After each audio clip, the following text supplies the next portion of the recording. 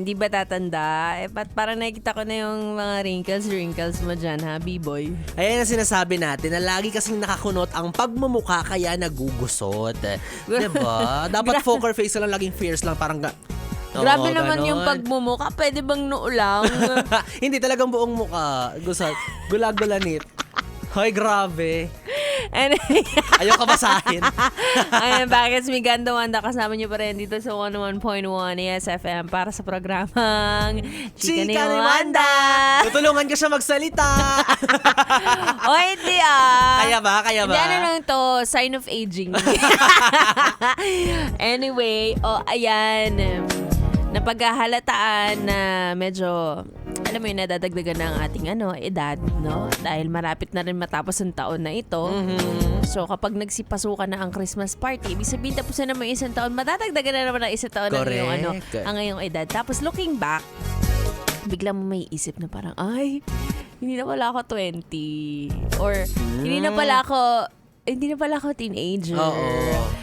Ano na pala ako, adult na pala ako na merong adult decision. Yan. Hindi. Mali ka dun sa adult decisions. Wala pa ako. Immature pa rin si B-Boy. Alam mo, totoo yan. Kasi, di ba pagpasok ko dito, intern lang ako. Tapos ikaw DJ ka na. Anong year nga yun? Alam mo, nasampalin na kita bago matapos nung Noong mga time na yun, masasabi kong meron pa ako kahit pa paano mga teenage features kahit na 20 plus na ako.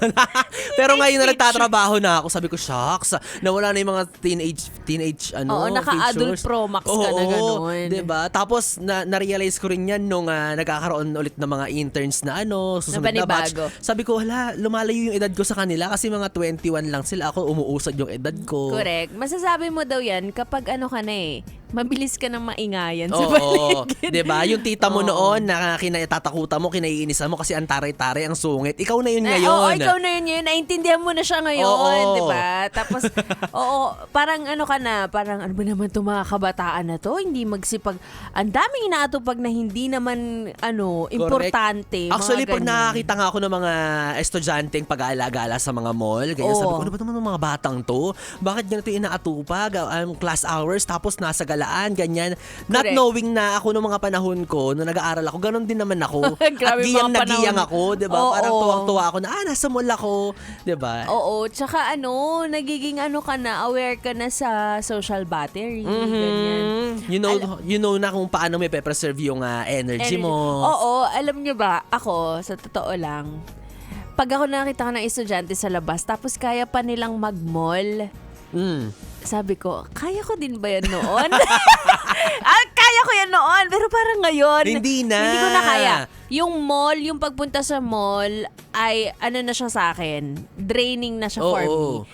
Kumpara sa iba, para sa mga mas bata sa'yo, reward siya Kailangan after school. Papasyal ako. Oo, mag-mall tayo kasi... Time zone. Oo, kasi tayo, sobrang stress tayo sa thesis, ganyan. Oo. Ngayon, pag ikaw matanda ka na, pag stress ka, tulog ka. Matutulog ka talaga. Diba? Oo. Or hindi, kakain ka, ganon. Kaya believe din talaga ako, sabi ko, oo nga, nung matanda na talaga. Kasi nung kabataan talaga, kapag after school, makakapaglaro ka pa sa kalsada, makakagala pa kasama yung barkada. Alam niyo ba si Ganda Wanda ay MVP ng patintero dati.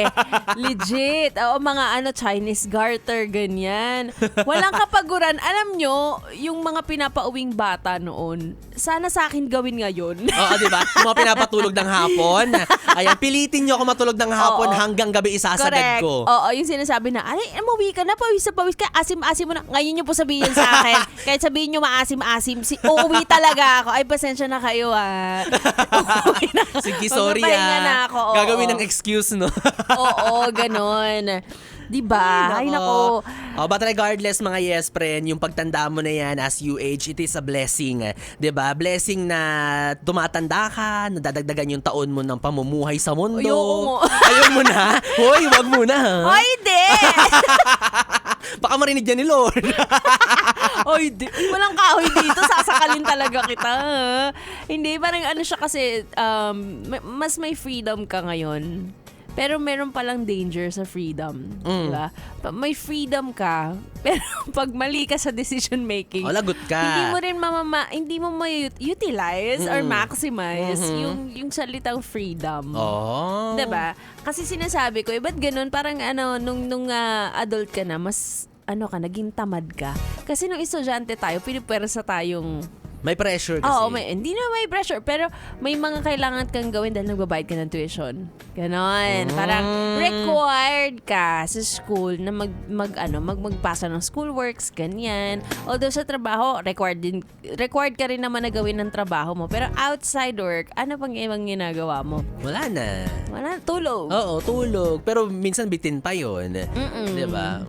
So yun. Diba? Pero maging thankful ka na nagba-birthday ka pa at umuusad yung edad mo, diba? Kasi maaaring yung mga maagang nawala, diba? Ayan yung gusto nila, yung ma-extend yung buhay nila. Ma-extend pa ang Maabutan yung edad na yan na meron ka. Correct. So, ayun, since nabanggit na rin namin yung salitang freedom, gamitin mo na lang yan sa mga makabuluhang bagay. Diba?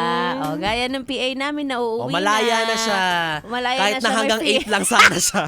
May freedom na siya. Oo. Pero hindi niya gagamin sa pagkipag-date yan. Kasi? Oo, very good kasi. Kasi malaya din siya. Pinalaya kasi siya. Oo. Okay lang. Bye, Bea Bugs. Pinapalaya ka na namin. Pakasipag ng PA namin. Oo Tignan nga. niyo yung PA namin. Bagets pa yung PA namin. Kaya grabe yung ano niya talaga. Yung energy. Wala na! Umuwi na!